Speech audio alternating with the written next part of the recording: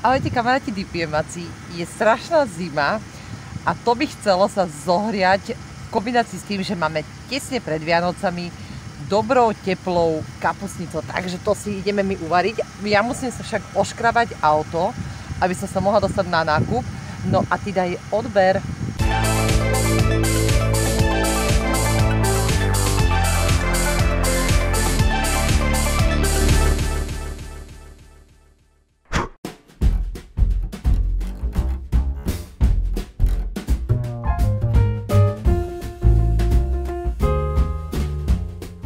Na kapustnicu bez vyčitiek budeme potrebovať 600 g kyslej kapusty, jedno udené kuracie stehno, mix hríbov suchohríb versus šampión, 2 zemiačiky, 2 pokrajáš a 1 celku, čiže dokopy 3, 6 sliviek, cesnak, jarná cibulka, 1 čajová lyžička olivový olej, 1 čajová lyžička paradajkový pretlak a na dozdobenie biely jogurt 125 g. Nakúpené máme, tak môžeme ísť na to. Mám hrnec, ktorý síce vyzerá byť takto na obrazovke väčší jak ja, ale inak není. Dobre, takže na miernom ohni, počujete, tento šporák, toto je normálne raj. Nikdy nevieš, kde ťa šťastie čaká. Úplne na malinkom ohni pridáme, teraz ideme na to, olivový olej, cibulku s cesnakom, paradajkový pretlak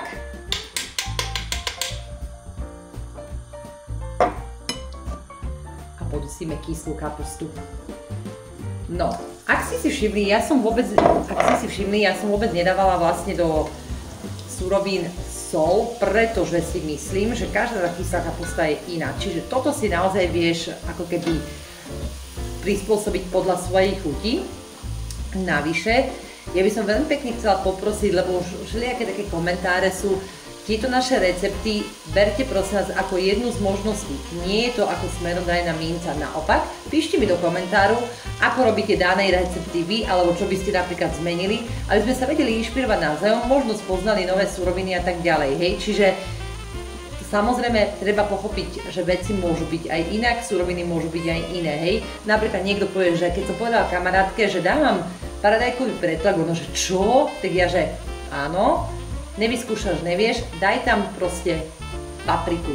Hej, keď si na to zvyknutý, alebo aj bez toho, kľudne, veď ja napríklad teraz, keď tam idem dať to udené stehno za chvíľočku, neznamená, že každý ho tam musí dať, tak to sprav bez toho. Takže myslím si, že sa chápeme a teším sa na naše komenty, aby sme sa teda naozaj inšpirovali navzájom, ale musím sa teraz trošku pomenovať tomuto. Mňam ináč, akože ja milujem kapustnicu. To vám musím povedať. No. Necháme zhruba 15 minút. Navyše, ja som taký, že urýchlovač, čiže ja som si už v rýchlovarnej konvici nechala zohriať asi zhruba 1,5 litra vody. Teraz dám iba úplne, že malinko najprv, kým sa to podusí. Potom tam pridám udené stehno a nechám zhruba 30 minút variť.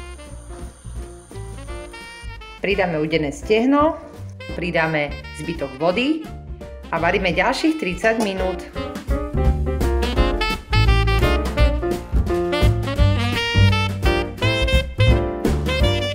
Kuracie stehno sme vybrali po 30 minútach z kapustnice. Pridáme hríbiky, nakrájané zemiačiky, ale iba tie, ktoré sme mali vlastne predkrojené. Tým jedným, potom keby náhodou tá kapustnica bola málo hustá, tak to ešte zahustíme, hej. Necháme povariť ďalších takých zhruba 30 minút. No a ja slivky dávam. To je tiež také diskutabilné, ľúbiš, nelúbiš, chceš, nechceš, máš rád, vie sa ti tá chuť. Ale ja to tam dám, pretože ja to mám rada. Môžeš, nemusíš to tam dať. No a poďme si teda zatiaľ, kým ja nakrájam to udené stehno premenené od košky na také malé kocky, povedať aj také posolstvo vlastne Vianoc, ktoré by malo byť. Ja viem, že táto doba je extrémne ťažká. Akože extrémne, nemyslím si, že je niekto, koho by nejakým spôsobom nezasiahla, ale prosím vás pekne, ak je obdobie, kedy by sme mali mať buď v sebe nejaký vnútorný pokoj, alebo pokoj v rodine a tak ďalej, tak urobme tak, pretože že sa toto deje, čo sa deje, hej, teraz mám na mysli koronu, neznamená, že si pokazíme Vianoce, pretože toto podľa mňa by sa nemalo diať. No, takže asi tak. Mäsko teda máme nakrájané, pridáme ho do kapustnice. Keďže podľa mňa je tam ešte málo vody, tak pridáme trošku vodičky. Premiešame poriadne a dozdobíme. Celú kapustnicu necháme ešte prevariť, to samozrejme musí byť ešte zhruba pol hodinku a dozdobíme bielým jogurtom a vyzerá to takto.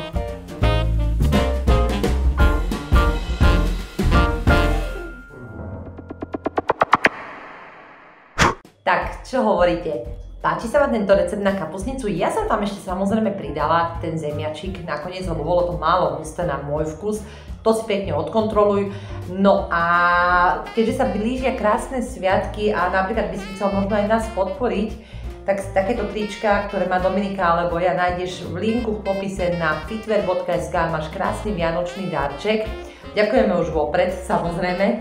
A teraz naozaj by som vám chcela popriať tie najkrajšie sviatky v roku. Nech sú naozaj najkrajšie, plné pohody, relatívneho oddychu, čo najmenej stresu a v dnešnej dobe, ako keby to vyzeralo ako klišé, ale nie je to klišé. Veľa zdravia. Vidíme sa pri ďalších videách.